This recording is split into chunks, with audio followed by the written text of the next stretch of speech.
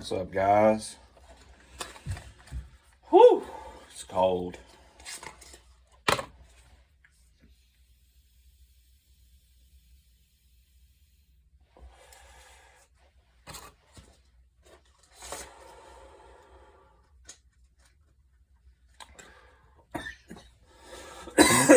Sorry about that. Getting smoking on the vape. Yeah. I seen the bracket, or I guess everybody's seen it because I posted it on YouTube a few days ago. If you looked at it, but yeah, they have us basically playing whoever wins out of Ole Miss and Tulane. That's who Georgia will play. So they actually set us up with a pretty decent bracket. Now, if Lane Kiffin stayed at Ole Miss, I wouldn't be worried, but it might be a problem. That's what I'm saying. It'd be a rematch, put it that way for them. I mean, Tulane might actually beat Ole Miss. I mean, when you lose your head coach like that, and whoever their intern coach is, he's just there to poach the players, steal everything basically from the program, and take it to LSU. So Tulane might actually beat them.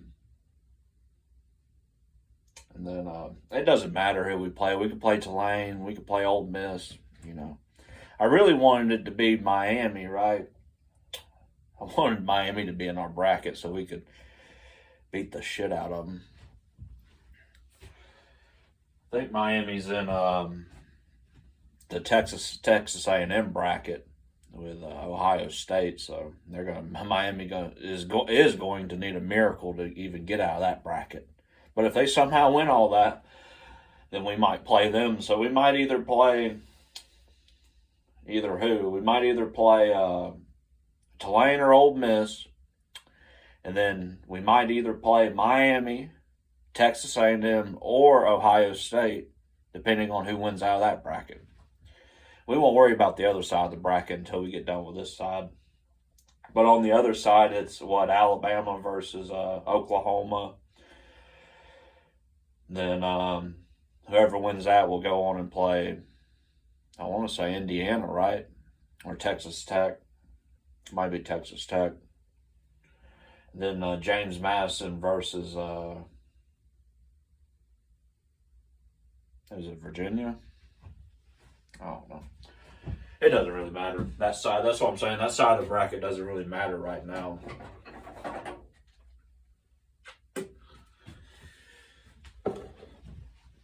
I'm just glad we won the SEC and took it to Bama. Like, man, that's awesome. The players can relax for a little bit, but they not relax too much. But got 3 weeks until we play again, and this is where they're going to have to change the playoff, or they're going to have to change the way these games are played. This is way too long to wait to play a football game. That's why Georgia's kind of getting a break, playing a team without their head coach, and then playing Tulane that's not that good of a team to begin with. Georgia's kind of catching a break. It's the other teams that get buys and have to wait that are going to play a harder team. They shouldn't have put Alabama in the playoff. That just ain't right. But everybody kind of knows by now that they're Alabama, ESPN, college football, they're all kind of like intertwined. That was their poster child for so many years. They can't abandon their baby. And we outright beat them. Outright beat them bad, too. I mean, that last touchdown they got, that was cleanup points. That was bullshit. We had our second string defense in, come to find out. So, yeah, of course they scored. So it really should have been 28-0 if we would have kept the first string defense in. Lost by 3 touchdowns. Was beat from the get-go. Still gets in the playoff over, teams like Vanderbilt or Notre Dame. I don't really give a shit about Notre Dame, but Vanderbilt probably should have got in.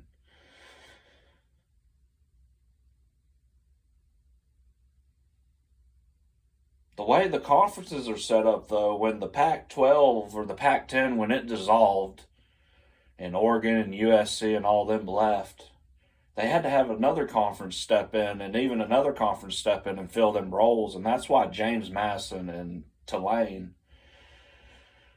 that's why they're in the playoff. It's because they're the ones to fill it.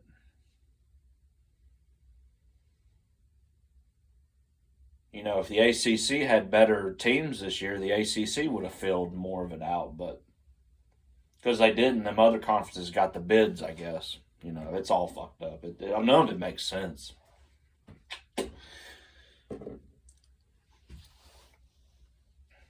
They'll just keep on adding teams, too. It's what Aaron Murray said. It's probably going to like something like the NFL. It's going to be a kind of like a super league of teams. There won't be no conferences no more, which this ain't gonna be for a long time, I feel like. But you know, it's that's probably what they want to go to. It'd make the most sense.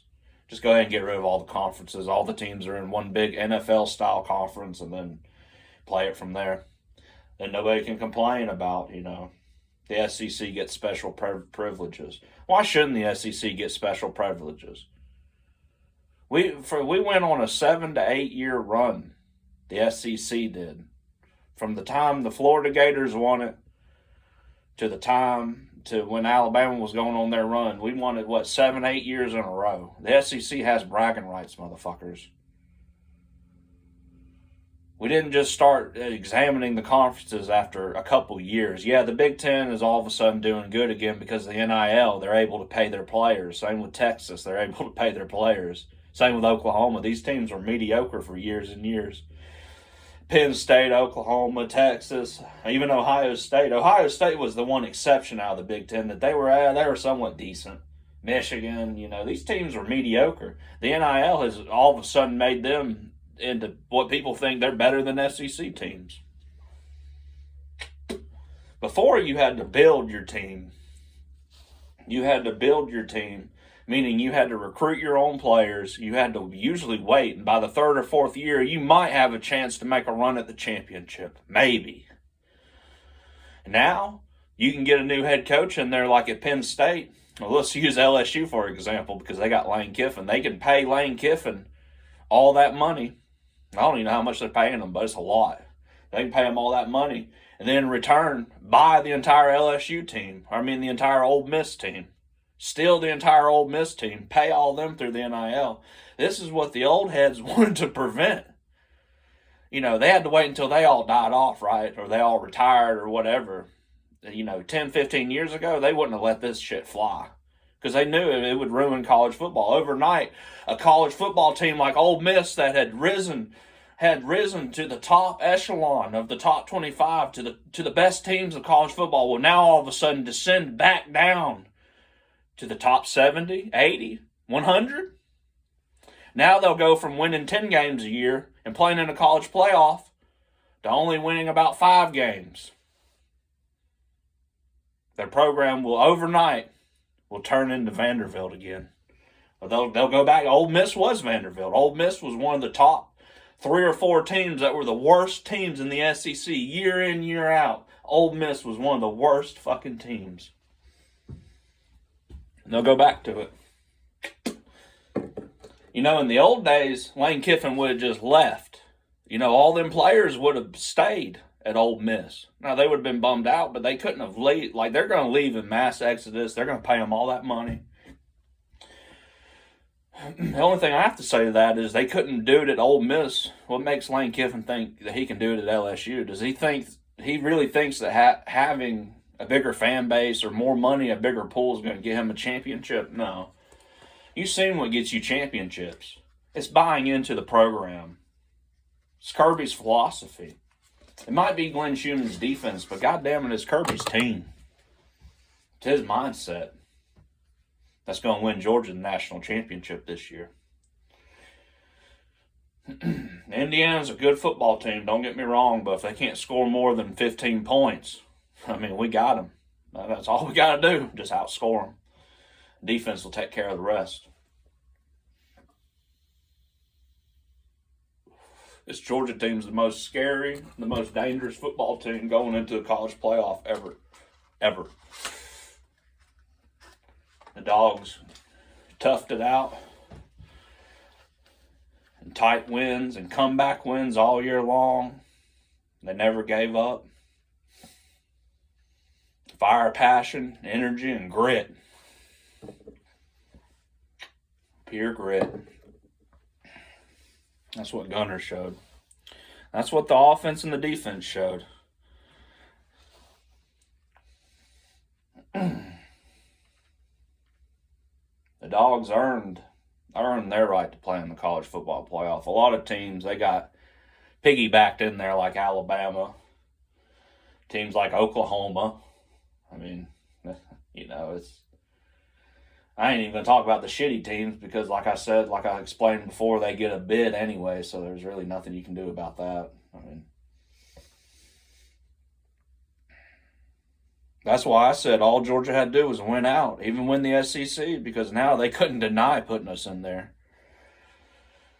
It pisses them off to their core because in reality they don't like Georgia because Georgia isn't their poster. Just like I said in videos in the past, Georgia's not their poster child team, so they don't want to endorse Georgia, I guess you'd say.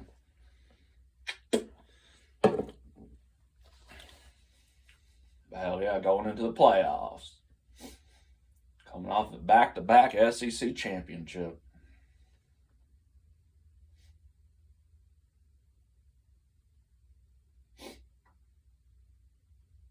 I seen something about a cold front coming in. It's just what we need. Cold. Ridiculous.